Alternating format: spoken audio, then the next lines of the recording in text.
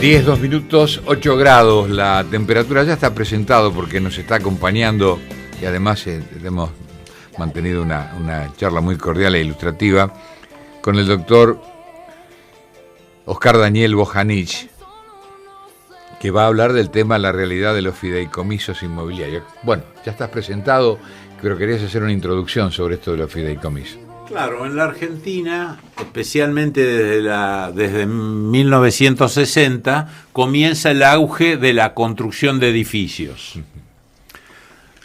Esa construcción de edificios desde 1960 empieza paulatinamente, luego su gran vertiente es 1990, la década del 90, y después de la situación de la especificación, en la seguridad del ladrillo y la ley de fideicomiso, promulgada en 1994, se realiza un auge de los fideicomisos inmobiliarios, las construcciones de edificios mediante fideicomisos.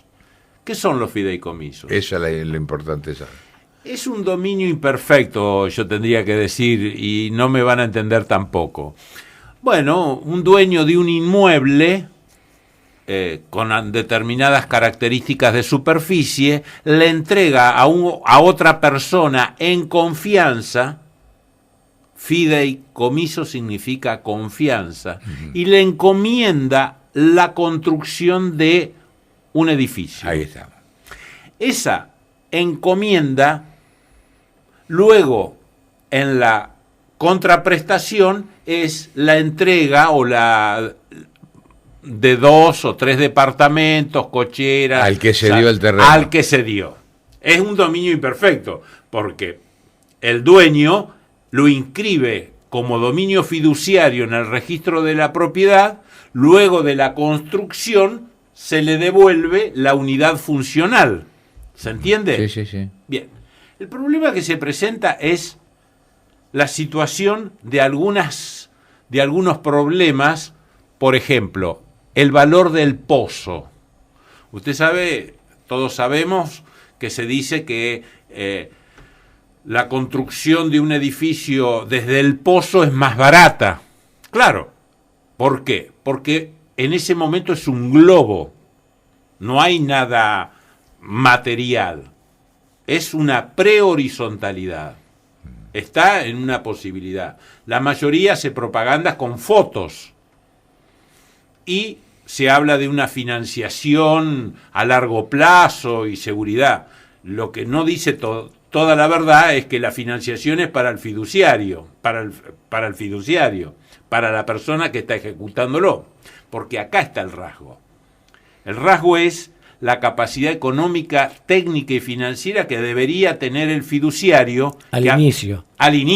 Y no la tiene. Y que no la tiene. Entonces se está esperando que hacer todo al no tener recursos propios, el pozo financia. El pozo, o sea, los primeros adquirentes son los que financian la construcción.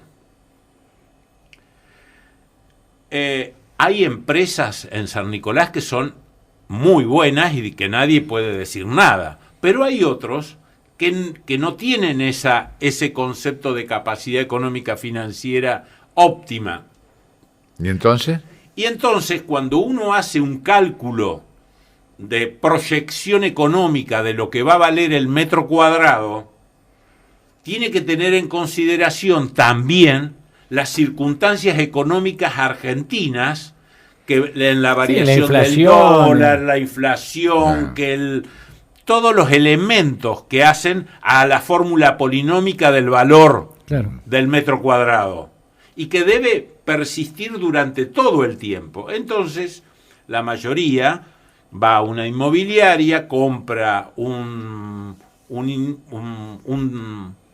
proyecto de edificio, de departamento, se le dice que se le van a poner los mayores materiales, los mejores materiales, le presentan una foto que normalmente se hace a través de, Sí, una digitalización. de una digitalización Es decir, por computación. Le fijan un ideal, ¿no? Le fijan una publicidad que muchas veces es engañosa. Es un entusiasmo, le ponen. Los entusiasman. Y el hombre dice, bueno, yo todas las meses pago una cuotita y con esa cuotita, cuando llego a los 2 años, normalmente 2 o 3 años, me encuentro con que tengo una unidad funcional y ahorré mejor que poner la plata en el banco. Eso dando por hecho de que va a tener buen resultado. Sí, hay una generalidad de casos que no se dan esos resultados porque justamente las variaciones económicas en la Argentina pasaron por todos los caminos. Bueno, eso sería la responsabilidad del movimiento del país, pero también Pero puede tiene ser una mala incidencia. administración. Y la administración que a veces el fiduciario no resulta ser una empresa como organización jurídica y técnica, sino personas que Sí, tiene un solo objeto, tienen una finalidad, una sola finalidad. que saben, pero que no están preparados. Y este es el tema que yo me ha preocupado en tiempo y he entendido que lo que correspondería ser para la protección de la población, el comprador, aún lo dispuesto por el reglamento de la ley de consumidor, es también que la administración pública realice un registro de calificación de los constructores inmobiliarios. A ver, esto es la primera vez que lo digo en público, usted tiene una primicia. La calificación de la empresa fiduciaria, constructora, que va a poner en la oferta pública una unidad funcional, tiene que estar para mí previamente calificada por un órgano de contralor que sepa la capacidad económica, la capacidad financiera y la capacidad técnica. Con estos 3 elementos uno puede saber a ciencia cierta que esta empresa es solvente. Ahí estamos. Estamos hablando de la solvencia, Sí. no ya a través de la financiación de los adquirentes, sino con sus recursos propios. Claro, en caso que el país tuviese algún problema, tiene con qué resolverlo Claro, el que está manejando el porque problema. de esa forma se compromete un patrimonio de afectación. Es decir, cuando yo voy al registro de calificación, yo entrego determinados bienes, avales, para que me den la autorización, la habilitación para poder realizar una determinada obra. Pregunta Porque si no, estúpida la así- mía, esto Sí. no está legalmente... No. Espero que algún legislador provincial o o el legislador provincial o nacional entienda esta problemática, porque vendría a ser el otro elemento del engranaje que falta. Porque si no, así quedan un montón de edificios o estructuras semidestruidas, O no terminadas. abandonadas, Mire, con toda la problemática que le crea a los nosotros vecinos. tenemos, por ejemplo, y últimamente ha sido público, al lado del Club Urquiza ¿Sí? hay un edificio que comenzó estridentemente. Que va a ser una torre ahí, ¿sí? Sí, y se terminó, no está por la mitad. Bueno, en Sabio, entre Ameguino y Garibaldi, que antes era una carnicería, eso quedó en la mitad, está destruido, Sí. y la gente se mete, y Sí. es un problema. En calle Sarmiento, a una cuadra de la Virgen del Rosario de San Nicolás, hay un edificio en 3 tres estructuras donde los yuyos son más altos Que el primer piso. que el primero o el segundo piso. Ahora, además de frustrarle las ilusiones al que puso el dinero e hizo el aporte, ese de no terminar el edificio sufre un deterioro a medida que pasa el tiempo, ¿no? Y claro, el deterioro está, sí, en relación, es muy técnico esto, es más para un ingeniero. No, pero en líneas generales. En líneas general, la humedad en donde hay hormigón armado, si se llega a entrar en la humedad... sí, ya afecta a los hierros. Sí, afecta a todo. Claro. No estamos en Japón, que un edificio de 40 pisos se hace en 6 meses, donde se trabaja mañana, tarde y noche. Uh-huh. En 6 meses, en Japón, 40 pisos lo terminan en 6 meses. Esto es público. Entonces, el problema que nosotros tenemos para mí es que el boleto de compraventa, que normalmente firman, algunas veces hasta en una notaría, son obligaciones del adquirente para pagar el precio. Pero les falta la obligación las obligaciones, los deberes de lo que dicen que son los materiales de construcción perfectos. ¿Esto qué significa?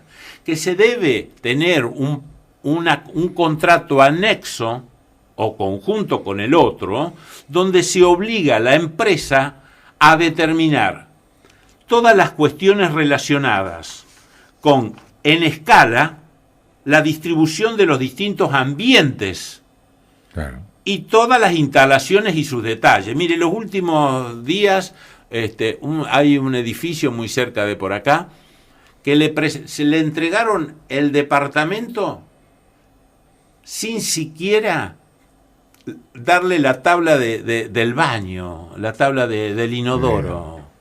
El baño es tan chico que no ha respetado la construcción todos los problemas de los discapacitados. ¿Y eso durante su construcción no lo verifica nadie? Y el poder de policía es de la municipalidad, de la Secretaría de Obras y Servicios Públicos, o privadas. Tiene que controlar y demás.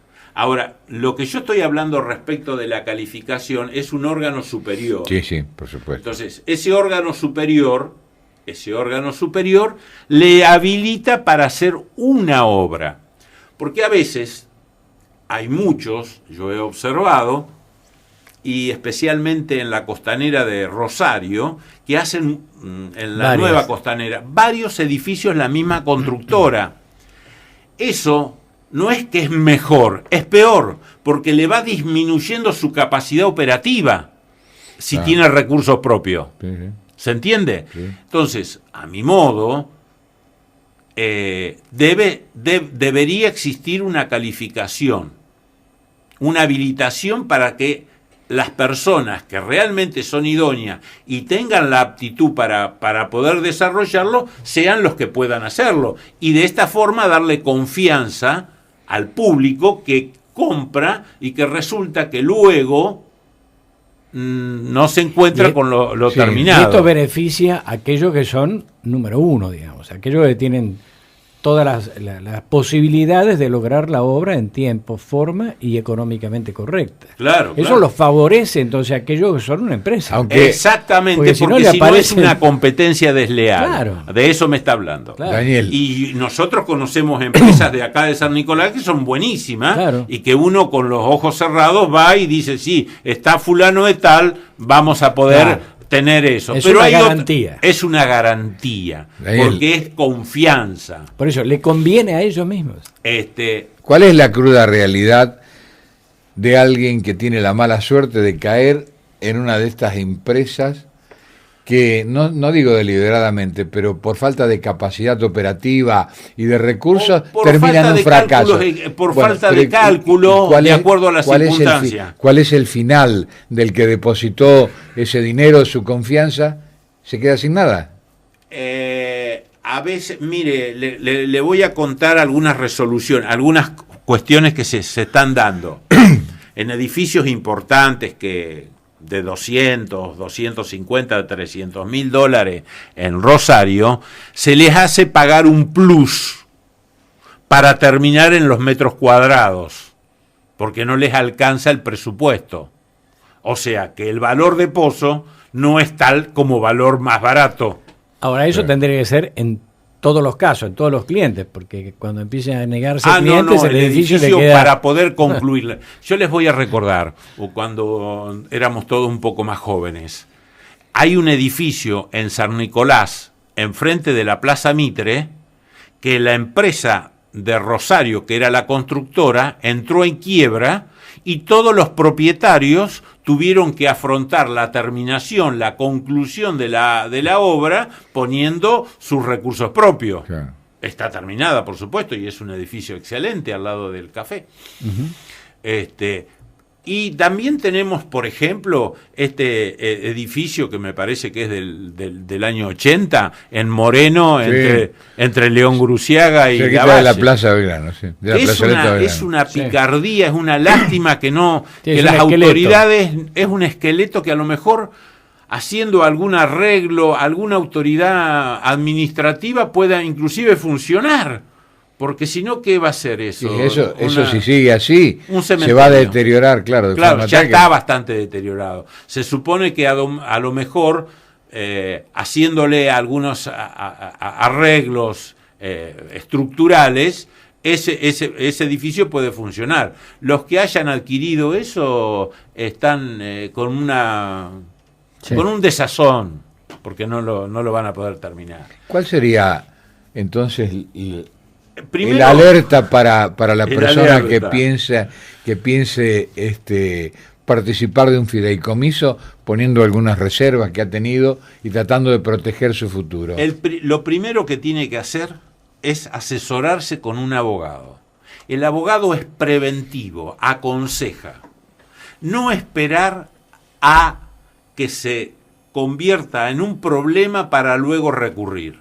Todos los abogados de San Nicolás tienen plena capacitación. No basta la firma de la certificación notarial que normalmente aparece en un boleto de 2 hojas. Y el nuevo Código Civil y Comercial de la Nación ha modificado una ley que se dictó allá en el año 69, la 19724, que era la que regulaba la prehorizontalidad, que de tantos incisos y artículos que tenía, no la aplicaron nunca. Era para protección del adquirente, tenía que inscribirlo, eran responsables todos los intervinientes y demás, pero se utilizaba un camino de tangencial y a los compradores los hacían condóminos. Y de esa forma la prehorizontalidad se solucionaba. Se ponía difusa. Digamos. Se difusiona.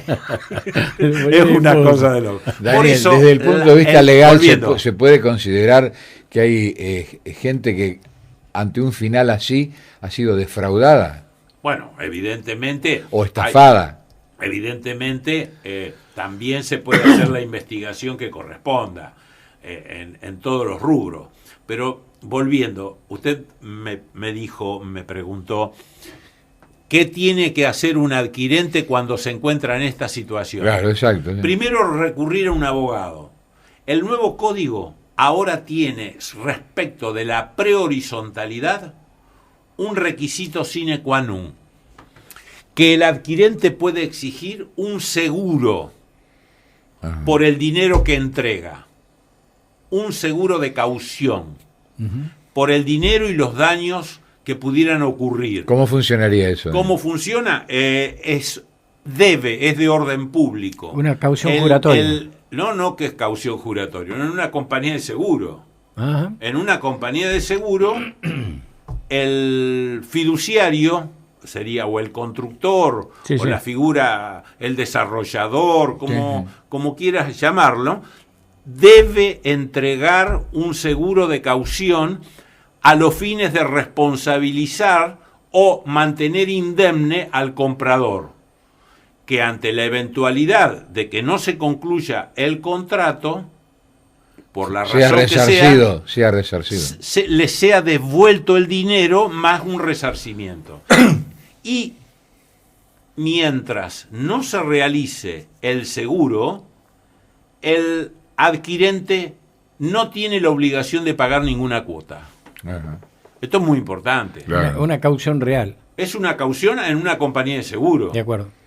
la compañía de seguro, para poder dar esa caución, va a estudiar los títulos, los antecedentes del fiduciario, a los fines de saber si la caución es correcta, o si pueden caucionarlo. Claro. Si pueden caucionarlo. Pero bueno, es una medida protectiva, y eso se puede pedir en el momento de la celebración del contrato, el boleto de compraventa, que es privado, es decir, no tiene trascendencia en el registro de la propiedad del inmueble.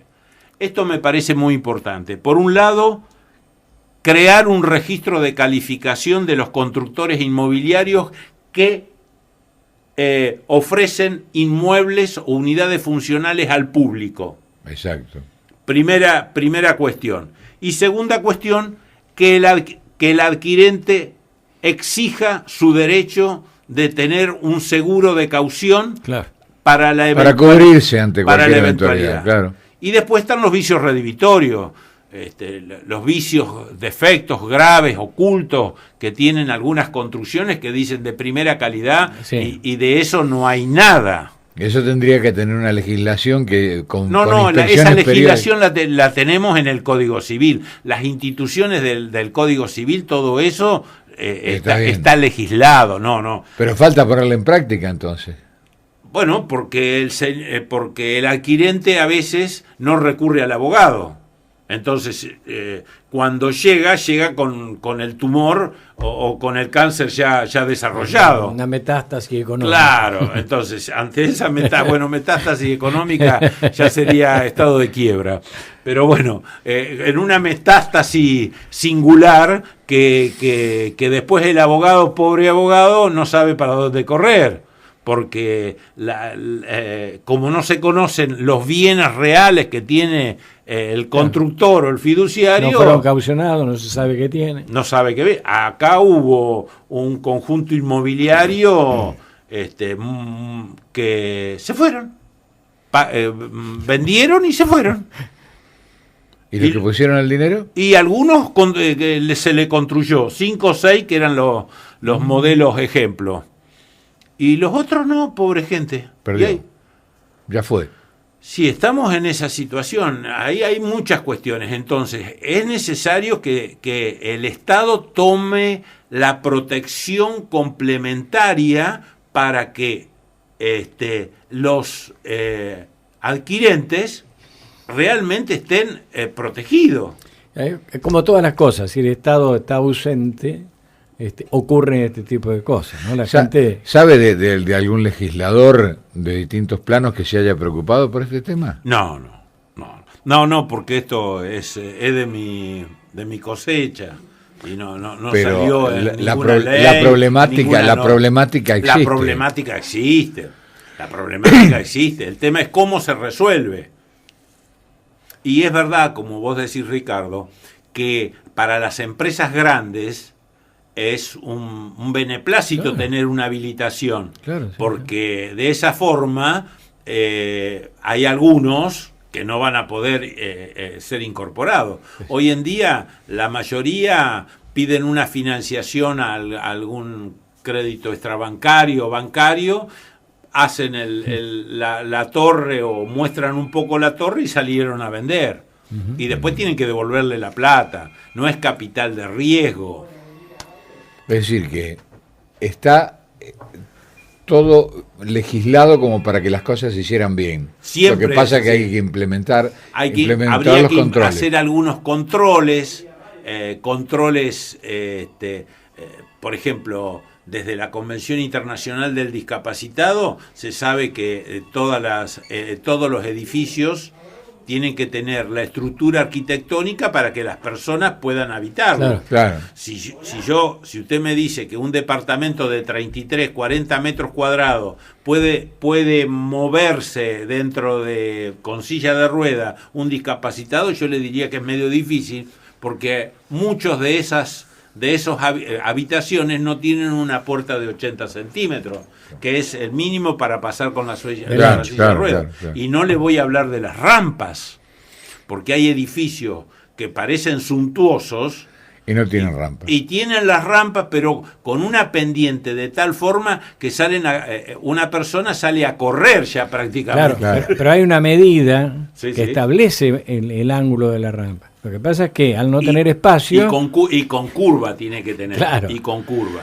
porque eso hace el descanso. La mejor rampa está en el edificio de calle Chacabuco y León Guruciaga. Es una muy buena rampa. Miren en la esquina, está perfecta. Bueno, hay entidades oficiales que no tienen rampa. Daniel, Tienen 100 escaleras. le tenemos que dar un cierre a esto Sí. con una recomendación. Adelante, porque estamos en el tiempo. Yo les aconsejo al público en general que antes de hacer cualquier tipo de negocio, sea inmobiliario y aún hasta de la compra o venta de un auto, siempre se hagan aconsejar preventivamente con un abogado, porque le sale más barato, porque le sale muchísimo más barato. Es una consulta que después le va a dejar tener la seguridad jurídica de que Sí. las cosas Está bien. le van a salir bien. Es una inversión en salud también. Es una inversión en salud, en poder dormir tranquilamente. Bueno, llegó el momento de agradecer, Ricardo. Sí, señor.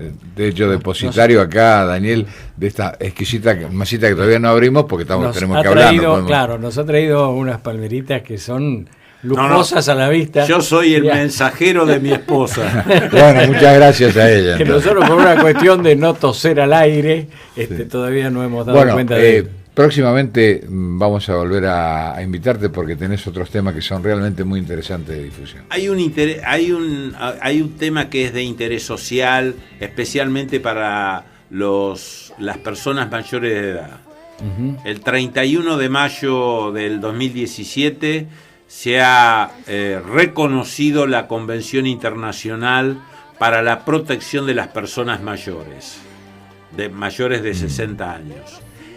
En cuanto a salud, en cuanto a un envejecimiento activo y saludable, Sí, sí. a no discriminación, etcétera. Es una convención muy, pero muy importante que fue dictada por la OEA en el 2015 y en la génesis de derechos humanos de la vejez fue la Argentina la que promovió en 1948. Fíjese el largo tiempo que pasó. 1948 se hablaba ya de la protección de las personas mayores. Los únicos que negaban y lo negaron fue Estados Unidos, Canadá y Japón, por entender que eso creaba una situación económica ríspida para cumplir con todos los derechos que las personas mayores tenían. Lo vemos en otro momento. Lo vemos en otro momento, va a ser un gusto. Gracias, No, doctor por favor, Bojanich. gracias a ustedes. Gracias.